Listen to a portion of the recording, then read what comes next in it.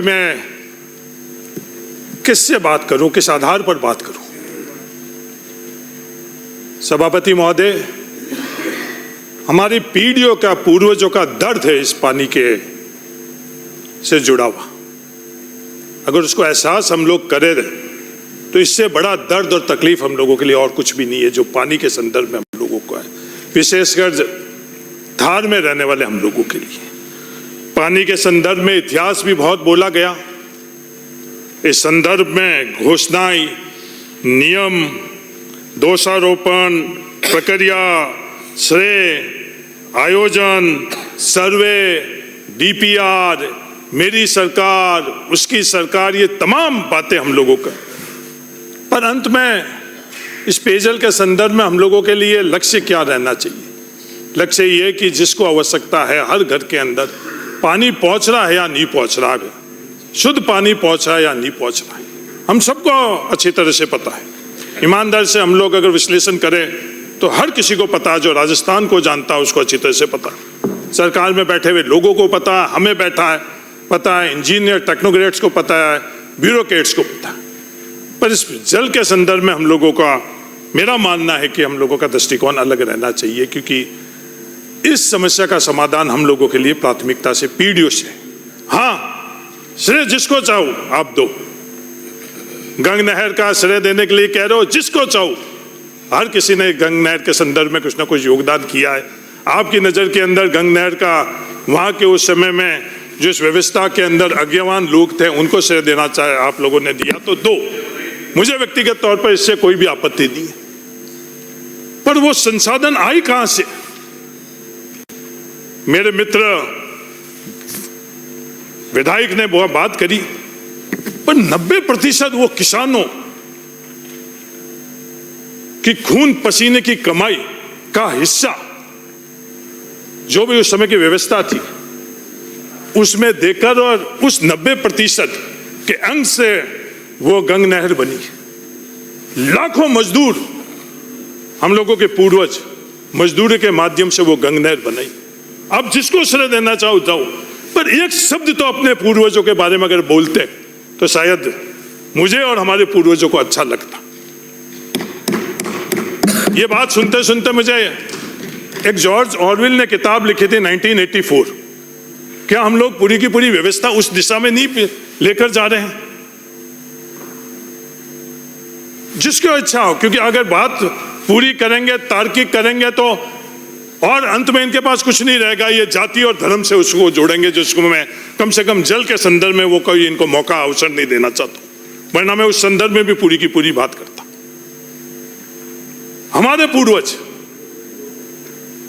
और तमाम इस धार के अंदर रहने वाले लोग सिर्फ इस जल के लिए, पानी के कारण अपना घर, अपना परिवार, अपना क्षेत्र छोड़ा। बाड़मेर जिसका मैं निवासी हूं, कोई भी परिवार बाड़मेर का मूल निवासी नहीं है।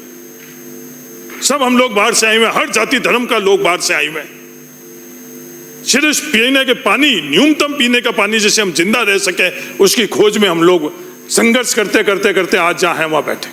आज मैं बड़ा गर्व से कहता हूं, भाई तू, मेरा गांव भाई तू है, मेरा विधानसभा क्षेत्र भाई तू है।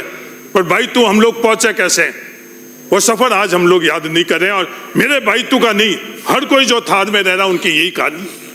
हम प्यास मरते हुए, हमारे पूर्वज प्यास मरते हुए न्यूनतम जिंदा रहने के लिए इस थार को छोड़कर और मध्य प्रदेश के उस मालवा इलाके के अंदर गई, कुछ पाने के लिए नहीं। आज मैं राजनीतिक तौर पर गया हूं तो उस मायने से नहीं, कोई नौकरी के लिए, व्यापार के लिए नहीं, अपने आप को जिंदा कैसे रख पाई, उस प्यास को मिटाने के लिए मालवा जाते थे और अपने साथ साथ उस पशुधन को भी लेकर जाते थे। क्या आज इस पीढ़ी के अंदर हम लोगों के पास जो सब कुछ पहले से बेहतर हुआ है, हम उस लक्ष्य को प्राप्त करने के लिए वहां तक आगे बढ़ रहे या नहीं बढ़ रहे? सबसे पहला सवाल यह आता है कि जो एग्जिस्टिंग हम लोगों के पास जो ढांचा है, उस ढांचा को हम लोग कैसे, जो एग्जिस्टिंग स्कीम है पेयजल के संदर्भ में, उसके लिए हम लोग क्या कर रहे हैं? हजारों करोड़ रुपए उन स्कीमों के संदर्भ में हम लोगों ने खर्च किए। सरकार, आपकी सरकार, मेरी सरकार, उसकी सरकार, इस देश के अंदर किसी की सरकार को किसी को अधिकार नहीं दे रखा है। संविधान के अंदर मतदाताओं को, विधायक को लोकसभा का सदस्य बनाने का अधिकार दे रखा है। और जो विधायक बहुमत है उनको सरकार के अंदर जो भी सरकार है वो कैबिनेट है। 5 साल तक जो यहां बैठे हुए थे वो नारे अलग लगा रहे थे। आज 5 साल में आप लोगों की मजबूरी है, मैं आपकी मजबूरी जानता हूं, मैं भी आपके जमात का हूं कि आपको राजस्थान में कोई लाल नहीं दिखेगा, एक ही लाल दिखेगा। हम लोगों को राजस्थान में कोई गांधी नहीं दिखता था, तो ये मजबूरी भी है, इसलिए सरकार के संदर्भ में बात करते रहते हो। पर ये सरकार, ये जो अपन लोग जहां बैठे हैं, अपन लोगों की क्या जिम्मेवारी है कि उस अंतिम पंक्ति में बैठे वाले व्यक्ति को हम लोग पेयजल पहुंचा रहे हैं या नहीं पहुंचा रहे हैं? सभापति महोदय, उसका उत्तर है नहीं। ईमानदार से कर ले। आज इस प्रदेश के अंदर सबसे बड़ा पद किसका है? हमारे यहां इस प्रदेश में, राजस्थान में सबसे बड़ा पद राज्यपाल महोदय का है। हम लोग महामहिम लगाते, महामहिम राज्यपाल महोदय। महामहिम राज्यपाल महोदय को भी आप अर्ध सत्य, अधूरी जानकारी देकर उनके मुख से कि उसके पद से बड़ा आज इस व्यवस्था में कोई पद नहीं है। राज्यपाल के अभिभाषण के वक्त में उनसे आपने एक उदाहरण दिया,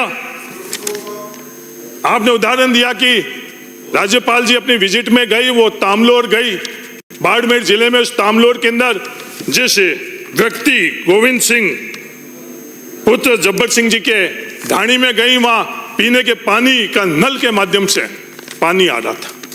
सभापति महोदय, जब हम लोग ये बात कर रहे थे इस सदन के अंदर, उस पड़ोस के अंदर रहने वाला, बिल्कुल जिनके पड़ोस के अंदर ढाणियां हैं, रेशमाराम मेघवाल और हरकाराम मेघवाल, उसकी दर्द तकलीफ का एहसास हम लोग नहीं कर रहे हैं। उनके जहन के अंदर, मन में ये बात है कि बिल्कुल पड़ोस की ढाणी है उनकी, बिल्कुल पड़ोस की ढाणी। उसमें भी आज तक, अभी मैं खड़ा हूं, जब तक उनके वहां पीने का पानी नहीं है। और तो और छोड़ो, जो ग्राम पंचायत तामलोर है, उस ग्राम पंचायत तामलोर के अंदर भी सभापति महोदय, उस तामलोर के अंदर भी देवलगढ़ और हीरपुरा के अंदर आज तक पानी नहीं हुआ, उस राजस्व गांव के अंदर भी। सिर्फ हम लोग सिर्फ बोलने के लिए, दिखाने के लिए ये सब चीजें करें, या हम लोग, हाँ सब गलत हम ही हैं। या आपको कोई भी इसके जल के संदर्भ में बरसात नहीं हो रहा, उसका भी दोष आप देते हो, वो भी लेने के लिए तैयार।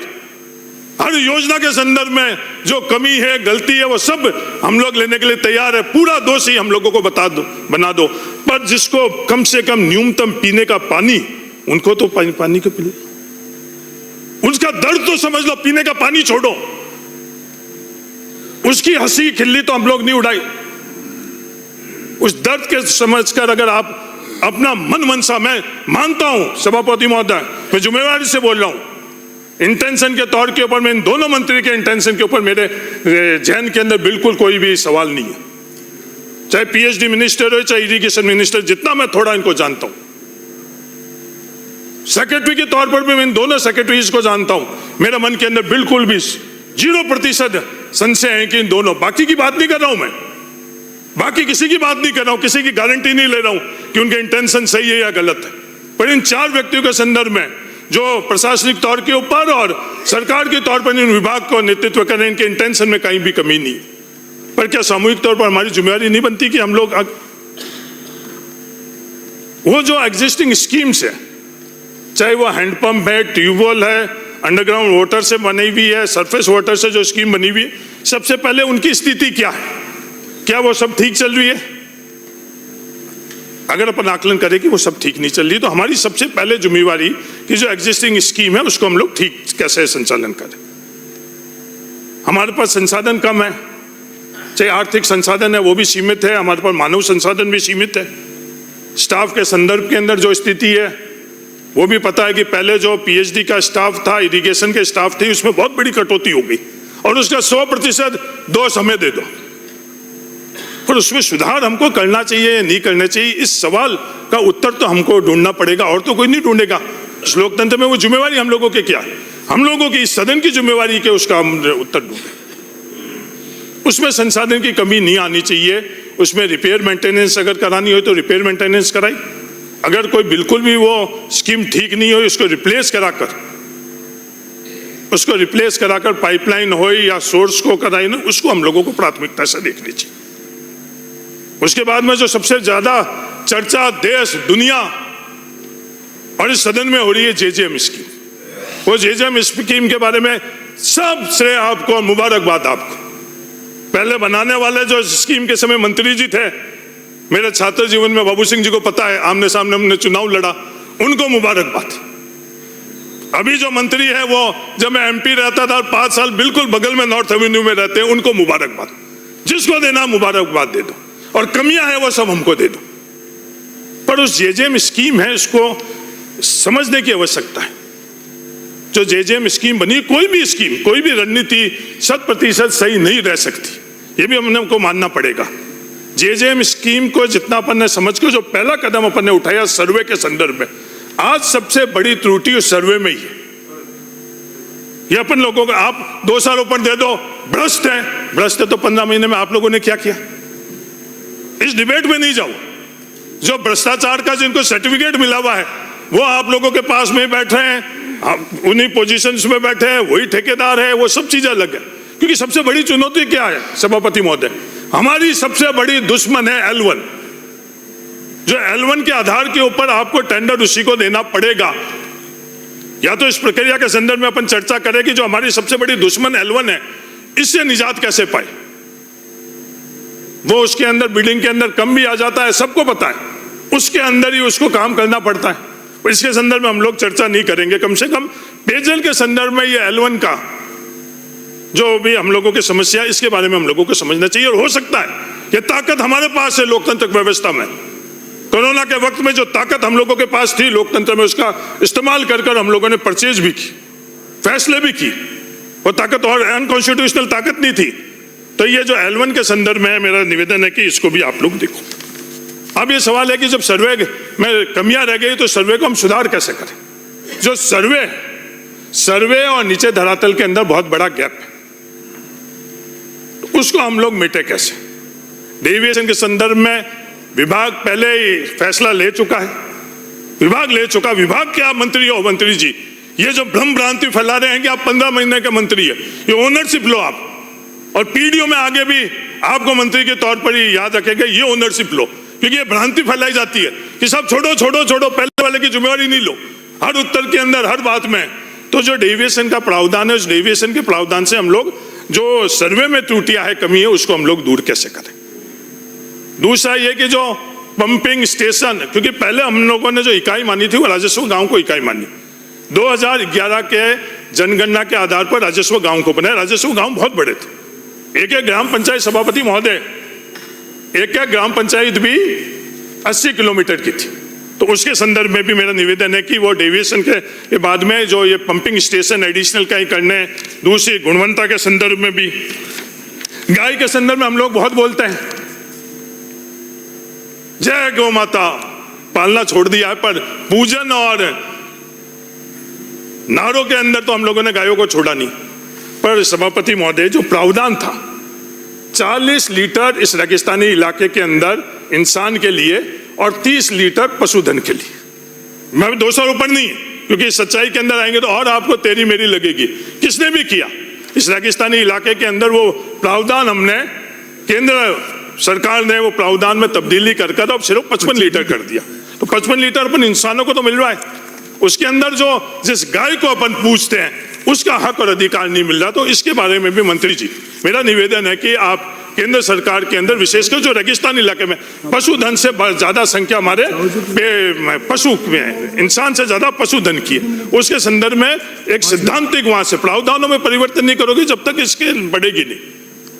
पीने के पानी के संदर्भ के अलावा जो आज की स्थिति, जो मोहनगढ़, जो इंदिरा गांधी नहर के माध्यम से पानी आ रहा है, वहां पंपिंग स्टेशन नहीं चल रहे हैं। मैंने कई दफे बोला, वहां पंपिंग स्टेशन 10 है, ऊर्जा के कारण, बिजली के कारण वो पंपिंग स्टेशन 1 और 2 चल रहे। जो भी व्यवस्था कर रखी है सभापति महोदय, शहर के लिए अलग, गांव के लिए अलग व्यवस्था, क्या ये सही है? अगर सही है तो हम लोग सर्वसम्मति से इसकी स्वीकार्यता कर दें कि जयपुर में मैं रह रहा हूं, बाड़मेर में मैं रह रहा हूं, जोधपुर में मैं रह रहा हूं, पीने के पानी के लिए हमारे कोई भी हक और अधिकारों में कटौती नहीं। अगर मैं ढाणी में रह रहा हूं तो सभापति महोदय 3-3, 4-4 महीने से हम लोगों को पानी नहीं मिला। 3-3, 4 में बड़ी जिम्मेवारी से कह रहा हूं। अभी जो एमएलए महोदय कह रहे थे आईजीएनपी से, एमएलए साहब जैसलमेर, एमएलए साहब आप फैसला कर लो कि 5 साल के अंदर जो पानी का प्रबंधन की व्यवस्था थी और 2 वर्षों के अंदर थी, अगर किसानों को सही मिल रहा है, सब कुछ सही है, तो बाड़मेर जैसलमेर के किसान, इनसे ज्यादा विश्वास किसी के नहीं करना, महादेव जी का भी नहीं करना। समाप्त कीजिए। अगर दो बारी के अंदर इनको आईजीएन नहीं होगा।